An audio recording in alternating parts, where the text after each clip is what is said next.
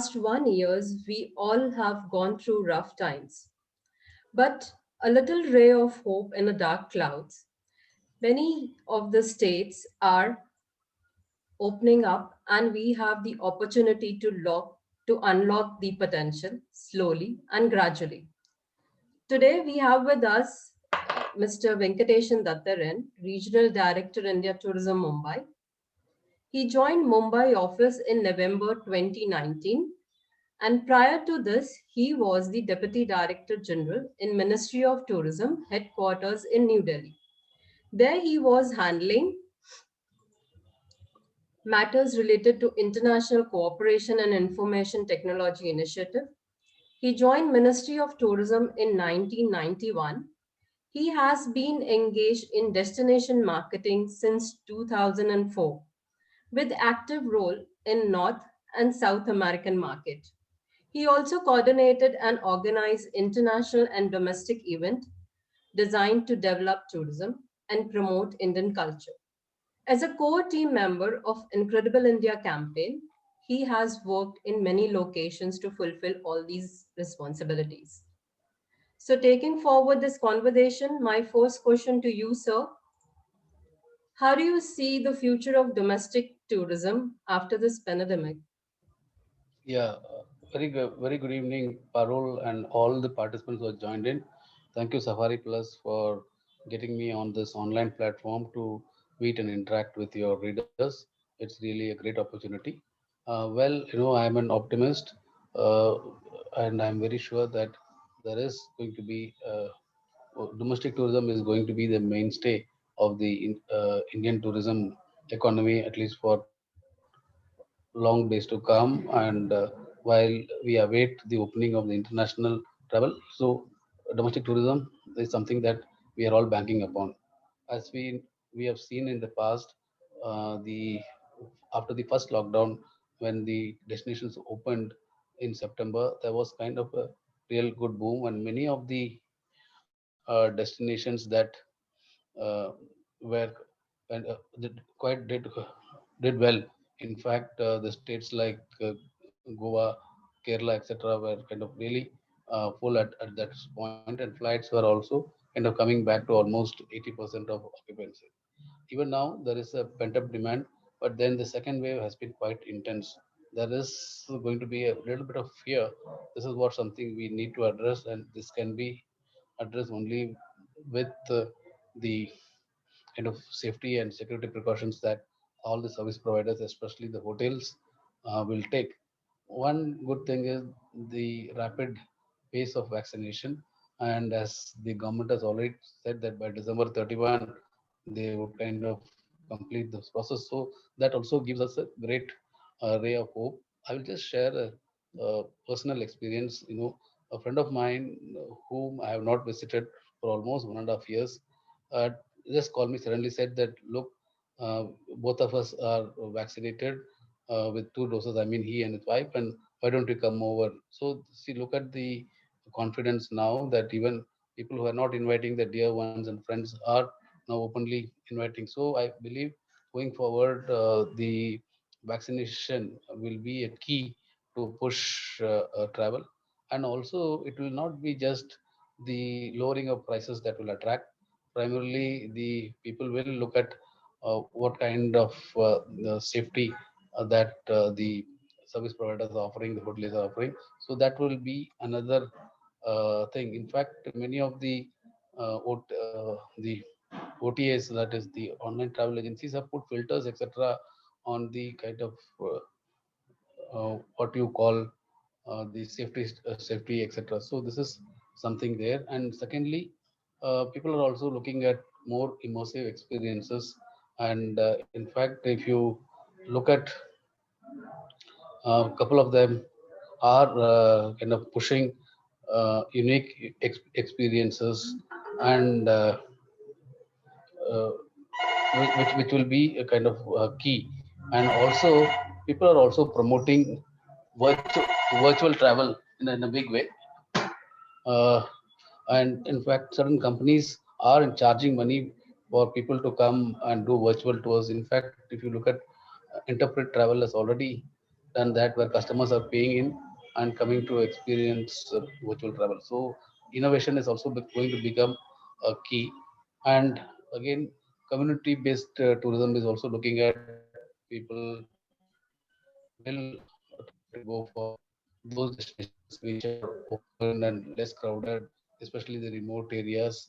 So the boutique hotels and other resorts, etc., which are far away from big cities, will also likely to benefit. So I think overall, once the confidence level improves, there is going to be a surge in demand, and secondly, the kind of stimulus that is going to go into the economy, and once the uh, incomes, household incomes also increase, there will be kind of a positive growth in tourism. So overall, I believe that at least in the near future, once, as we see, many states have now slowly kind of relaxed, and also the restrictions are moving. So hopefully, with days to come, this may kind of again allow us to a second phase of unlock. So I'm quite hopeful that we will have to gear up for uh, meeting the demands in the coming days. Thank you, Arun. Very true, sir. Very true. And we have to look for the opportunities within and come out of the box ideas for it. So also we came to know that Ministry of Tourism, Government of India has eased the norm for being a recognized tourism service provider. Please share us the detail and how as a travel people we can benefit from it. Yeah, thank you again, Parul. I understand many of your readers would be from the industry, and they would be really keen to know what exactly is this process. The Government of India, Ministry of Tourism, for long had the system of accrediting the travel companies, and but after the first lockdown in March 2020, there was a complete relook at the existing scheme. Allow me to share my screen. I would in fact rather like to do a detailed long presentation, which would be helpful for all the industry partners who are here, especially the trade, to see what Sure, sir. exactly is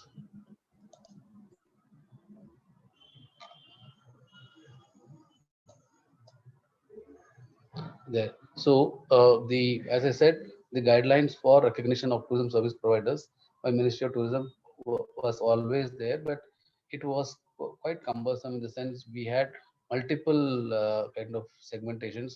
There was separate guidelines for inbound operators. There were separate guidelines for the travel agents, separate guidelines for the domestic tour operators, for adventure tour operators, tourist transport operators. So it was kind of a separate set of guidelines, and every guideline had its own threshold and requirements, etc.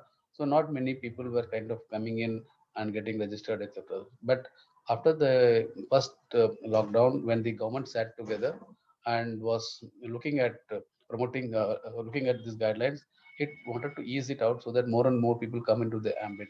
The reason is not just to have them registered, but also allow them access to the various privileges and benefits that would come with the approval. So my presentation will primarily focus today on two aspects. One is how to get your agencies accredited or become a part of the recognition recognition of Ministry of Tourism, and what are the benefits that will be there once you get it. These guidelines were kind of amended, and they came into effect from the 28th of December 2020, and these are applicable to the following segments of the travel. One is tour operators, travel agents, and tourist transport operators. They are open to all those who are legally doing this businesses of tourism. And within this category, this is something which is very interesting. I would like everybody to pay attention here, because we came out with something called green shoot or startups. There are some brilliant ideas, especially the technology companies and others who are coming up in terms of servicing tourism needs. And in the old guidelines, they did not have a chance to kind of immediately seek a recognition.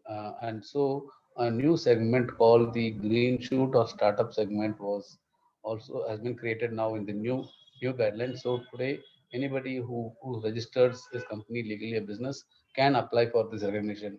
Either too earlier, it has they have to wait at least for minimum 1 year to apply. So this is something which is new, and this will allow many more players who are planning to venture into the business of travel and tourism to look up and start and get registered. And the second category is a broad category where which we are calling it as experienced tourism service providers. So this is something which one has to look up under which category would like to come through green shoot or startup. So I'll just go through the other important eligibility conditions or thresholds as we call to get this approval. When it comes to the paid up capital, minimum paid up capital, the government has fixed it at 1 lakh for the green shoots and rupees 3 lakh for the tour operators and travel agents who are coming under the experienced category. There are special dispensations for the operators who are based out of Northeast, on J&K, Ladakh, Andaman Nicobar Islands, and Lakshadweep, where the amount of paid up capital is just 50,000. So this is something uh, which one has to look up, especially for the green shoots where it is only kept at 1 lakh.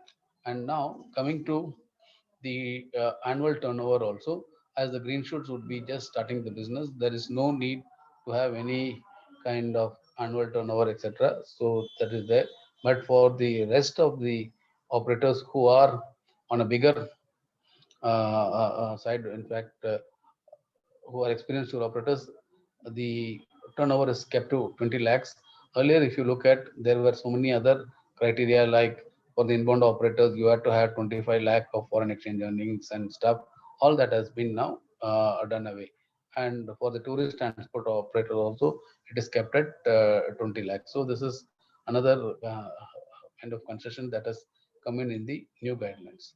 Now coming to the period of operations, the green shoots have to be in business. They don't have to be any minimum period. They can just apply for it without any waiting time. However, if you want to apply under the experienced travel agents and tour operator segment, you got to be in business for 1 year. So this is even for the same applies for the tourist transport operators. So this brings you on the minimum period of operations for submitting the applications. And now another important segment here, which is key, is the requirement of staff. Earlier in the old guidelines, we used to have a requirement of minimum 4 employees, out of which two have to be trained. But now, if you look at the green shot, we are just asking for 2 employees, and that to 10 plus 2 or equivalent, fine. And one staff should have a degree or a diploma in tourism, or should have qualification from any AICT approved institutes. And another important thing is they can also be a holder of the basic certificate of Incredible India Tourist Facilitators course. The IITFC stands for Incredible India Tourist Facilitators course. I will come to that in the the following slides. And with regard to the tour operators in the experience segment, if you look at again, there is a bifurcation. The agencies which have a turnover up to 10 crore or which is be less than 10 crore again require only 2 staff. Earlier, everybody had to have 4 staff. So this is something which is the new concession that has come in. And those agencies which are bigger, which have a turnover of more than 10 crore, there you require minimum 4 staff, and out of which two have to be qualified. So again, IITFC is a qualification that we are looking at. And now, what is this IITFC? IITF is Incredible India Tourist Facilitators. Please note this URL, iittf.gov.in. This is a new online learning management system introduced by Ministry of Tourism. It was launched in 2018, and it has kind of picked up, and over around 8,000 people are already studying and at various point of time. The idea was to bring learning to the people instead of the people to the learning. So we thought the tourism is going to grow and there is going to be demand, and we need to kind of augment it with qualified and trained manpower. So this was one attempt where we could take it to everybody. If you look at the main objectives of this IITTF are skill development of the youth of India, employment generations in the host communities, supporting the tourism industry with human resources, and facilitating the domestic and foreign tourist service deliveries, where one can also be eligible to take around the travelers, show them the space, place, etc. And the whole course has four segments: the basic course, the advanced course, the linguist course, and the refresher course. The basic course comprises of 7 modules, and once you do it online and clear it, you get your certificate after a minimum practical training. And you also have advanced level, which is on two subjects presently. One is the heritage and adventure. Once you kind of qualify in heritage, you are also eligible to take tourists, etc., to the protected monuments and stuff. And the linguist program is the language programs, which will be rolled out shortly. It is in the pipeline. And the refresher course is for those who are already in the business. So I would request you to please visit this website iitf.gov.in and see what exactly it offers. And here is the program overview. Primarily, the course is very nominal. It's just 2,000 rupees for the whole course. You can pay it online. And if somebody is from reserved communities, there is absolutely no fee. And also, there are certain districts in the country called aspirational district. And again, people hailing from those aspirational districts don't have to pay the fees. And the minimum eligibility criteria is 10 plus 2 or 18 years and 18 years. And it also involves on not only online, a bit of field training also once you complete your modules. And then we also have the advanced courses that I've already indicated earlier, and then the refresher course and the linguist course which is coming in. And so just to highlight, it's an online learning system. It provides different online courses with so many modules. Also, almost all the states are also covered. It is not that we are just focusing.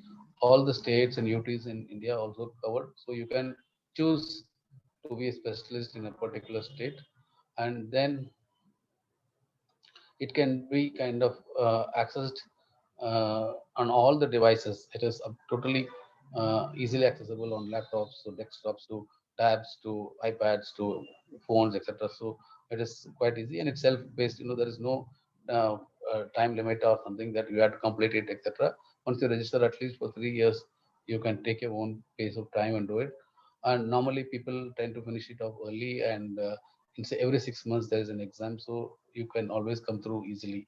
And it is something anywhere anytime you can pursue this course. So these are the highlights. The reason I was focusing on these 4 slides is primarily because many of the tour operators and the agencies cannot at this point afford more and more employees, etc. And in case they want to come into this ambit, they also, the owners, can take up this course, and then there's thus qualify to be the part of the to be can qualify to be applying for this registrations. Now again, I'm coming back to the eligibility conditions. Next is the office space. Again, here we have taken a look and reduced considerably the requirements for the green shoots and startups. We have not specified any size of the office. It can be even a smaller office of say even 50 square feet or less. And similarly, for agencies which are up to 10 crores, and that is under 10 crores, again we have done away with this size requirement. However, it has to be located in a place which is legal, in the sense many states do not allow the business operations to be from the home, etc. So in such cases, please ensure that you function out of places which are legal, but there is no space requirement, a size requirement. Similarly, for the bigger agencies, suppose if you look, we have kept it at 150 square feet, which will be 100 square feet for hilly areas, and again relaxation for those agencies which are in northeast, Ladakh, JNK, Lakshadweep, etc. Now, the procedure to apply, it is quite simple. absolutely there is no human interface. Everything is online. The URL etraveltradeapproval.nic is the main website where everything happens. It's as simple as creating your email ID. And the first step is to register yourself, create a user ID and password, and then it's all menu driven, and all the documents, etc., which will be required will have to be scanned and uploaded. The fee is 3,000 rupees for the application for all categories, and this has to be paid online only. So all the facilities are there. So you don't have to print and type and put it into courier or drop into any office, etc. It's all online. So I would request you to again make note of this website etraveltradeapproval.nic.in. Post when the end of this webinar, I will request the Safari Plus team to put on the chat box the links to download the guidelines so that it is everybody can read it and understand properly. It's a 24-page document. So I would request Parul to put this across at the end of this session. And when after this next stage comes the scrutiny and inspection. Now we have kind of done away a lot of inspections, but however with the agencies which are more than 10 crore in turnover, etc., inspection will be undertaken by the team. And the companies which are less than 10 crores and for green shoots, there will not be any inspection, and it will be approved based on the documents that you submit. And if they find the documents are there, it's good. However, when it comes to renewal, etc., if the turnover of the agency for the last two preceding years is less than 50, has gone down more than 50%, then um, there will be a requirement of the CA certificate uh, to be submitted, etc.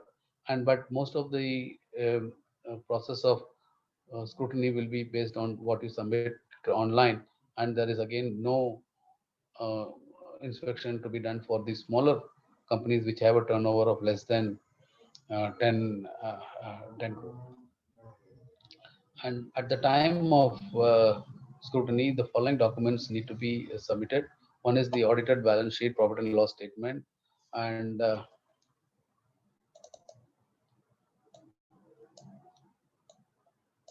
the banker certificate, and the ownership of property, rent agreement, etc., qualification certificates of staff, then the for the transport operators, the RCs of the vehicles, etc., and for the adventure tour operators, where we are looking at the availability of first aid equipment and insurance, etc., which will be looked up. So these are the primary thing which we need to kind of submit. There will be a complete checklist which will be in the guidelines. When you get to download it, you can read it. It will give you the list. So please look into it and keep those documents scanned and ready in case you're applying. And this had already touched earlier, for such agencies which are already approved, recognized by the Ministry of Tourism, and who are seeking recognition, the renewal also will not have any physical examination. This is also a big takeaway, because earlier the agencies used to wait for some time for the teams to come, and many of the time the regional directors would be kind of quite occupied, and it would delay the process. Now that has been done away. For all the renewals will not require any physical inspection. So that is also a big relaxation. And only again for such agencies where their revenue has fallen down, there might be uh, there might be a requirement where they need to give a certificate indicating the turnover for preceding 2 years. And one more important thing you should look at is while considering the turnover for the eligibility, which is kept at 20 lakh, the turnover for the year 2021 will not be considered. So it is enough if you give the turnover for uh, 1920 and 1819, 2018-19. We all know that most of the businesses companies have not had any much business. So the last year's turnover is done away. You don't need to really give that. And the as part of the uh, renewal process also, the regional directors will just record the justification for not taking physical inspection and send it to the ministry, and the ministry then will take into consideration the recommendations and approve. And as I had said, this is how the process is. In case of agencies for whom the office premises is not required to be inspected, etc., will be accorded just based on the document. So therefore, be sure that you submit the correct and clear documents, because you will be kind of responsible for the information provided, so that you will also be giving self certification. So please ensure that you kind of provide the right and correct information. And once this will be scrutinized centrally in the Ministry of Tourism, the fresh applications, and the approval will be accorded. Normally, the time duration will is once your application is full and complete in all respects, within 60 days the approval would come. But in case there is any deficiency, etc., in your application, normally within 15 days time frame, the team will notify the deficiencies in terms of the document that you submitted, so that you can resubmit.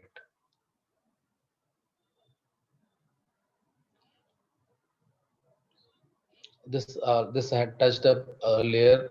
For this is for those agencies which are presently already recognized and approved again, and who require renewal. So there is no system of doing the physical inspections, and based on the document submitted, the approval would be granted. And finally, the decision of Ministry of Tourism would be final when it comes to giving the approval.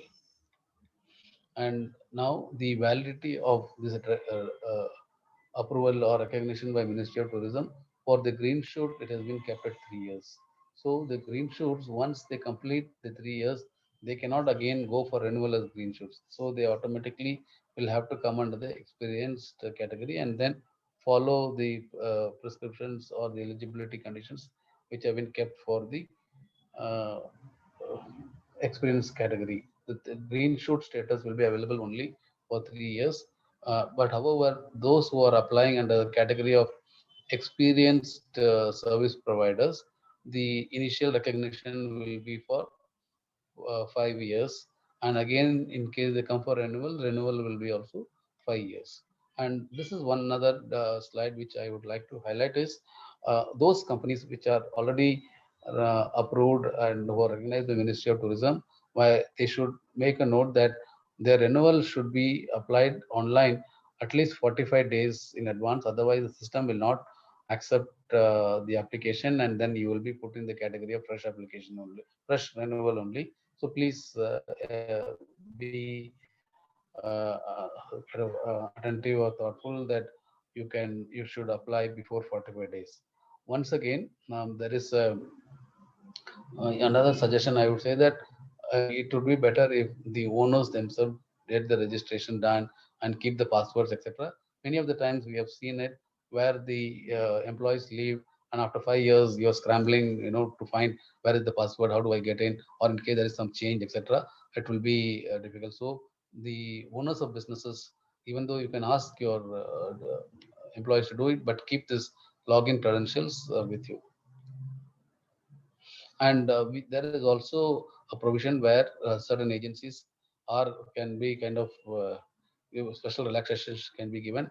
But please note that this relaxation is not for educational qualification. It is only for not meeting up the minimum turnover, or paid up capital, etc., where the Secretary Tourism has the discretionary power based on the recommendations uh, to kind of consider and give the approval if the agency has potential, etc. And now there is also a system where many big companies have branches. Earlier, there was a requirement they had to apply for the recognition of the branches separately. That has been done away. If a company has a single owner and it has branches, the approval of headquarters is sufficient, the branches would automatically be treated as recognized. So that's again a big takeaway from the of the new highlight of the revised guidelines. However, this is not applicable to franchisees because we see many of the big companies give their names, and if the owners are different, this will not be applicable to them. And of course, in case you get to change your location, etc., you need to kind of again intimate and seek approval for the new location. And now coming to the benefits, that was how this was the procedures that I kind of discussed with you in nutshell to get recognition. But now, you might ask, why should one get recognized? So simple reasons, like what is listed here is the recognition by Ministry of Tourism is a kind of a stamp of standard by the government of India, and it gives a lot of credibility and assurance to the customers. When I say assurance to the customers, let me share with you my own knowledge in the field, where we have had emails from the foreign tour operators or the individual travelers or within the tour operators in the country itself, when they are going to do business with a new agency or when they are going to send money for the tour, etc. They do refer to us asking us, so and so company, we are going to planning to send money, take the tour. Do you think they are it's safe to send money? Is good? So at that point, what we do is normally we look up our database, and if the company is recognized by Ministry of Tourism, we say, okay, go ahead. This is an government recognized agency. You can do this business, etc., etc. I'm not saying that those companies which are not registered are not credible, but then it gives you that extra level of assurance, especially when we are at the government side, when we want to kind of confirm to the prospective clients. So this is something which is a big thing. It's an intangible benefit, but very important. And then you also get the facility for listing in the Ministry of Tourism website. Ministry of Tourism website is fairly popular, and a lot of people do visit, especially those who intend to travel first time to India, etc. Do look up, and so your presence is there automatically, and you are also eligible for certain financial benefits as the which we call as the market development assistance, MDA, which I will speak in detail in the coming slides. And the big takeaway is the use of Incredible India logo. As we all know, the Incredible India is one of the most recognized brands outside the country. Even any part of the world, if you go, Incredible India is kind of something which is easily recognizable. So you get this facility to use the logo on your marketing collaterals, like your websites and your uh, visiting cards and letterheads and so on. So that is another important thing. And also the ministry participates in various major and small events across India, especially the trade shows, etc., where we take our pavilions booth. So this here again we kind of give preferences to the Ministry of Tourism recognized operators to come and participate from the pavilion. So you have special rates, etc. Similarly, when we do this domestic and international tourism roadshows, we do allow the agencies which are recognized Ministry of Tourism to come and exhibit from our booth. Recently in Ahmedabad, in March, we had the TTF, so we had a good number of operators who came in, and it was no charge, free of cost we provided.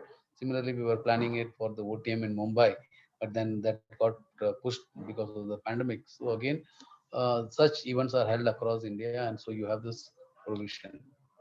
Now, let me talk about the market development assistance for domestic tourism. This is another new addition which has come in. This scheme was already there, but at that point, the old scheme allowed only remuneration, kind of reimbursement of financial support of rupees 30,000 per company, especially to meet the travel expenses for uh, promotion of domestic tourism. That has been completely relooked, and it has now kind of been more made more far and kind of it has been widened. Actually, if you look at for the tourism service providers for participation in the travel and fairs and exhibition, which is something which we all do and very important part of the direct marketing. There you are eligible for 90% of the economy class airfare or the second AC train fare, and 90% of the built up furnished stall and participation fee.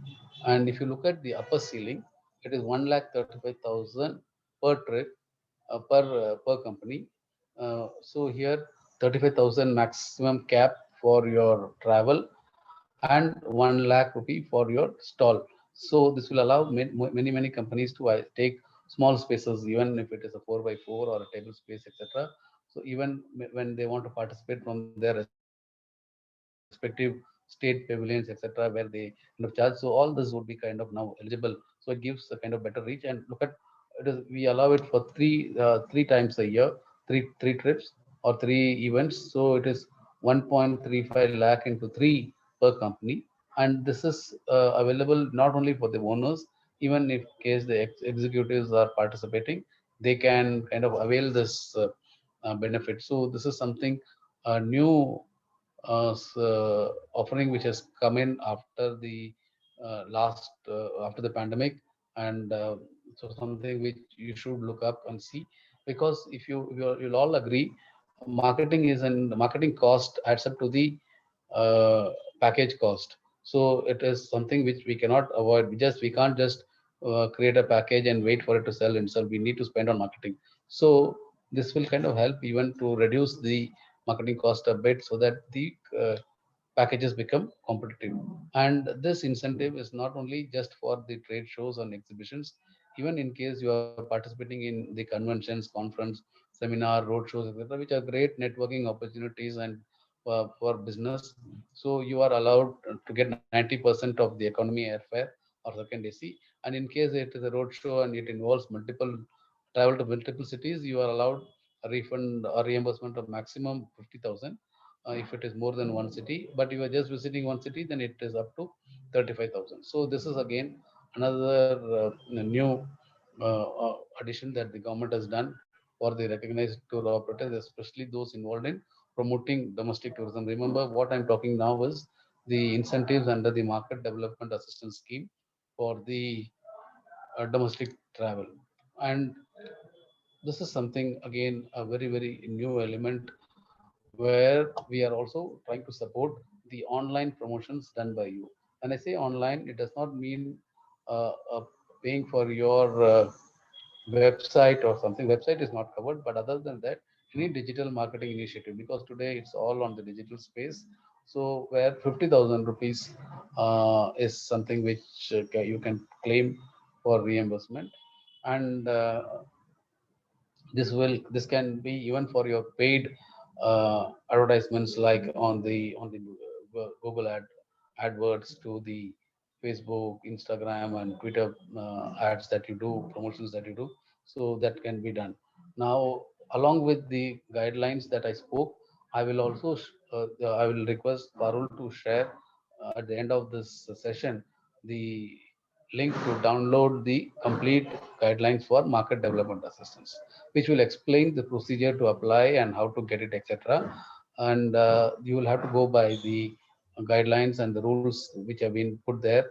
And it is not that you plan your trip tomorrow for today, and tomorrow you are traveling and you send the application. It is not done. Similarly, please do not uh, complete the activity and then come for claiming without taking prior approval. So if you look at the guideline, it will clearly give the requirements. Prior approval at least 14 days before undertaking a tour or doing online promotion is mandatory. So this is something which is the tangible benefits that are coming through for domestic tourism. Similarly, if you are in the space of international inbound, etc., again, this is the market development assistance has been there for long time, and that has also been revisited, and a lot of benefits have come in. So the MDA scheme of financial support is provided to service providers, uh, both approved by Ministry of Tourism and also by the state government. So even if you are approved by your state government, you will be eligible. The same thing applies to domestic also. And these are all the categories who can come in. If you look at even the classified homestays, guest houses, standalone restaurants, aggregators, etc., would be eligible for when you want to do some international marketing or travel overseas to promote. It will be useful. So once the destination is the borders are open and we are ready to promote overseas, this would be a big thing for the inbound operators. And under this, financial support would be granted to the tourism service providers for undertaking sales tours, for participation in the travel fairs, exhibitions, and for online, etc. So this is something which you can use for your marketing overseas. And of course there is a kind of a step eligibility. So you got to be first approved by either Ministry of Tourism or by the state, and the minimum turnover has to be above 2 crore and maximum of 25 crore. And if you are above 25 crore, you will not be eligible, because big companies really don't need that kind of push, they can manage. And in again, if you look at it is 2018 and 1920 or something, the figures that we will take in for considering the eligibility. So 2021 has been left out. And again, this is just not for the individual tour companies, even the state governments and the UT administrations who are undertaking such kind of promotions will be eligible. Now, here is the extent of the financial support which is given for the overseas or the international marketing is 3,50,000 per tour, and you are allowed to take three tours again, and it covers the economy airfare of 90%, again built up stall 90%, and lodging also 10,000 rupees per night in case you're staying in hotels and stuff. So, but subject to maximum 3.5 lakhs. Again, three visits are allowed in a year, so it is 3.5 into 3. That is the kind of quantity quantum support that you get for marketing India as an inbound destination in the overseas visit. And for the online, for the domestic, it was 50,000, but for the international, it has been the amount is 1 lakh, but this is for 1 year, subject to actuals. As I said, the financial support under the scheme will be provided to maximum three tours, and for online, it will be once in one financial year. So this is all that the benefits of the scheme. Both, as I said, some of them are tangible and some of them are intangible, but overall I believe once the destination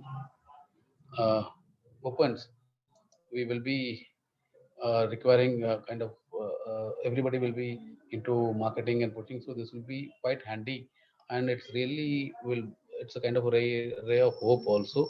So if you want to start with this, Parul, I conclude my presentation, and the session is open to take any questions. So kindly moderate the questions, and also I request you to put my Yes, sir. contact details on the chat box, so that in case somebody has any doubt or they want to write separately, they can get in touch with me. The India Tourism Office is located in Mumbai, the western region, which I take care at this point, and it covers the states of Maharashtra, Gujarat, Goa, Chhattisgarh, and Madhya Pradesh. Also, at this point, I'm looking after the southern states, also the five states. So that's an additional charge, but I am primarily based out of the Mumbai office. And Parul, I would also request you to put on the chat box the links to download the three guidelines that we spoke. One is the guidelines for applying for recognition. Other one is for the market development assistance for the domestic travel, and the third one is the market development assistance for international travel. Thank you Sure, so sir. much. I think I was able to kind of highlight the uh, salient features of the uh, Ministry of Tourism guidelines for recognitions and the benefits thereof. Thank you.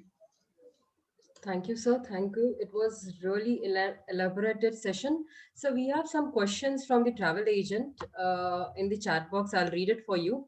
The first question is from Mr. Jay Shashar from Pune. Sir, does MOT recognize the role of outbound tour operators?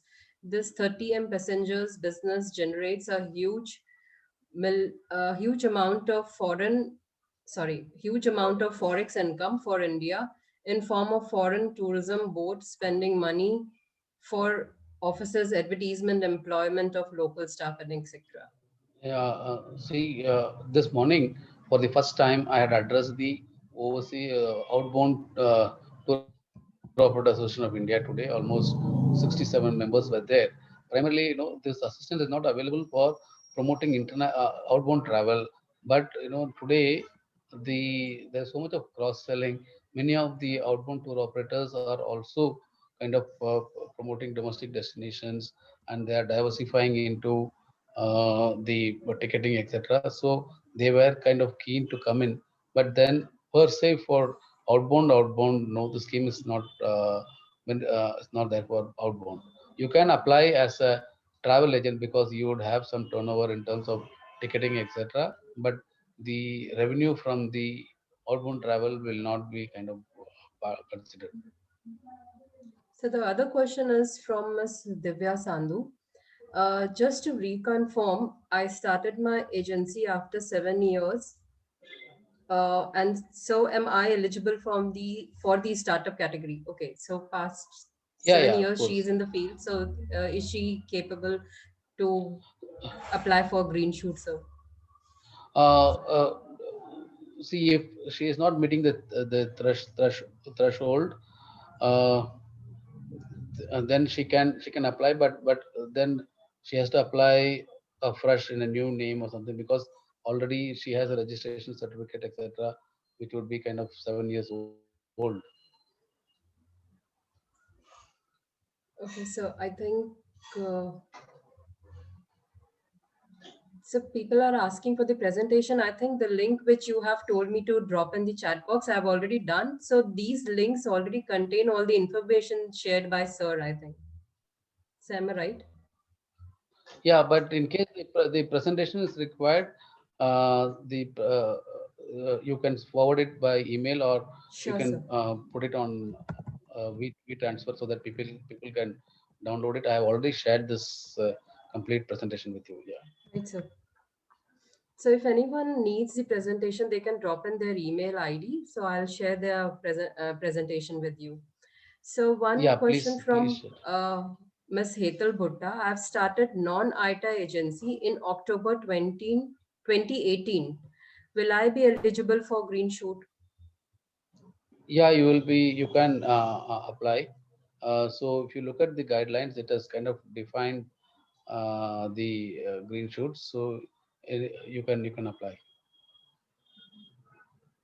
Okay, so anybody can apply for IIFT also, tourism Yeah, it is open facilitator. to anybody who is 10 plus to pass and who is above 18 years can apply. It is available in two languages, Hindi and English. So anybody can apply.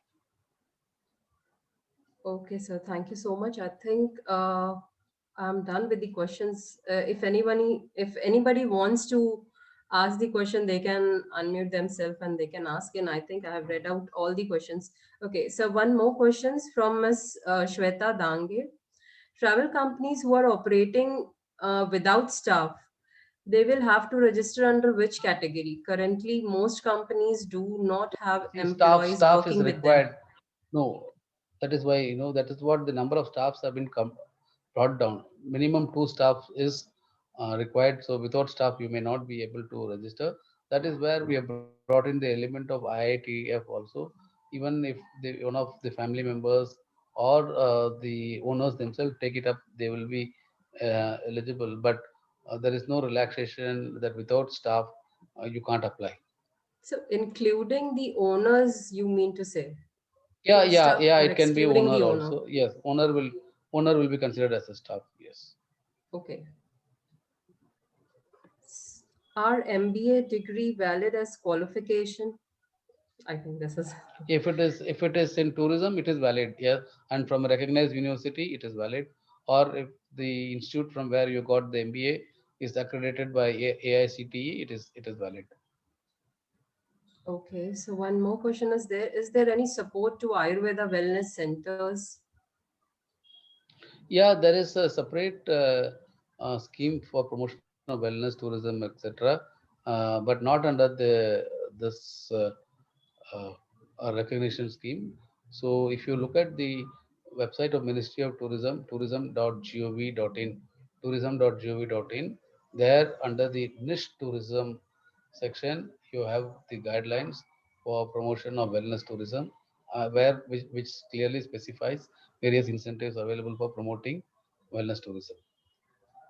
One more question is there. For green shoot, office space is not compulsory. Need to clarify. Okay. So office Yeah, space yeah, of is, course. No, no, office space is not. No, see, the size of the space can be anything. We are not asking for 150 square feet, commercial, and all those kind of stuff. It has to be operating from a legal place.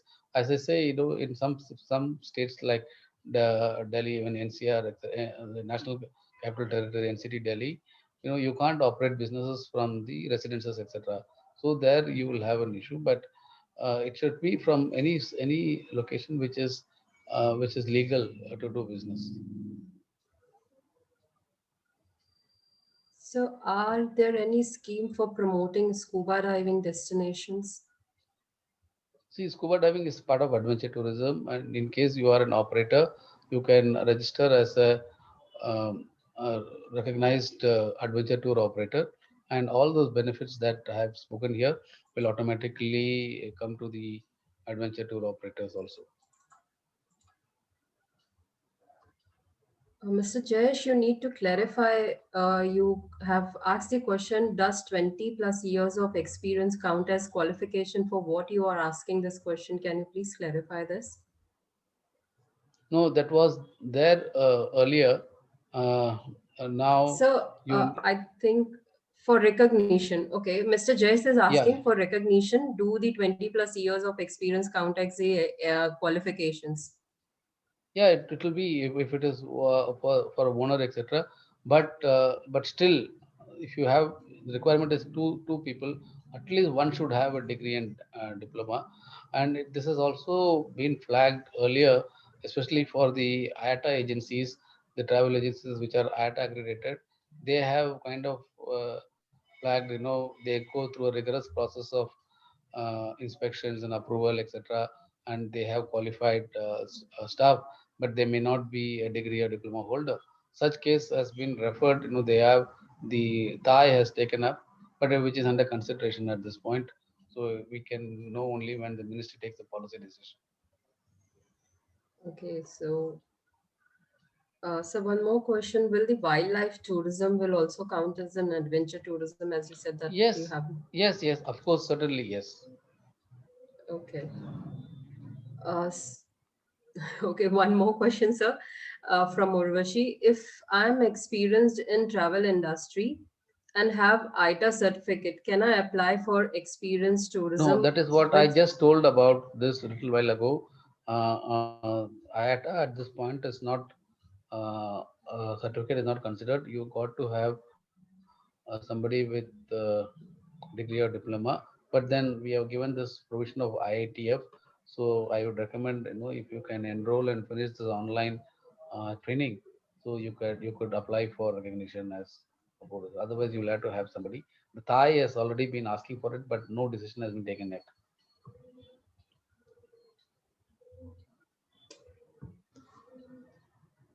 Okay, sir. So the questions in the chat box are finished. I think we have come to an end of the session. So thank you for this wonderful session, sir. And I have already posted, so just a second, sir. I have already posted the files you told me to do it. The links are already given, and people have dropped in the email ID. So I'll share the presentation Yeah, with them also. yeah, you can always share the presentations to everybody who has email IDs, and I've already shared your of course email ID you have also. So already. if anyone wants to get in touch directly, they can just drop in the email to sir also. Right. Thank you, Parul, for this wonderful session, and it was good to see so many Thank you. people joining in on a Thank you, sir. working Thank you day so at this much at time. this difficult time. Everyone need and clarification from the tourism board also, so they can have a pathway to go on and they can they registered travel agent, and they can engage the benefits what the Ministry of Tourism is providing. So our takeaway from today's webinar is that being united and being a recognized tourism provider, we all can collectively promote domestic tourism and benefit all the Ministry of Tourism they are providing, and all the benefits they are providing. And sir has already highlighted some of them, and they are really good. And we can promote in the domestic tourism in a big way. As we all know that domestic tourism during the months of November 2020, December 2020, and the early this year, January, February, has already shown in the good sign. And we all will agree that the tourism will bounce back with the same intensity as soon as we move to normal. So let's pledge and be a responsible citizen, follow all the government protocols, and do our best to revive the tourism. With this commitment, तो चलो फिर से एक बार देखें अपना देश और दूसरों को भी प्रोत्साहित करें. जय हिंद, जय Bharat. Thank you Thank so you. much, sir. Thank you. And if possible, if you would like to put those links on your online version, so people can Sure, download sir. there also, so that who missed out on this can kind of download this. Definitely, sir. Definitely. So I'll try to put this presentation as well, so that they can directly download it from our webpage also. Yeah, and one small request to the team managing the backend here, if they can download the chats and pass it on to, save it and pass it on to Parul, right? Yes, sir, we'll do that. Yeah, thank you. Thank you. Thank you, sir. Thank you again. All the best. Thank you, sir.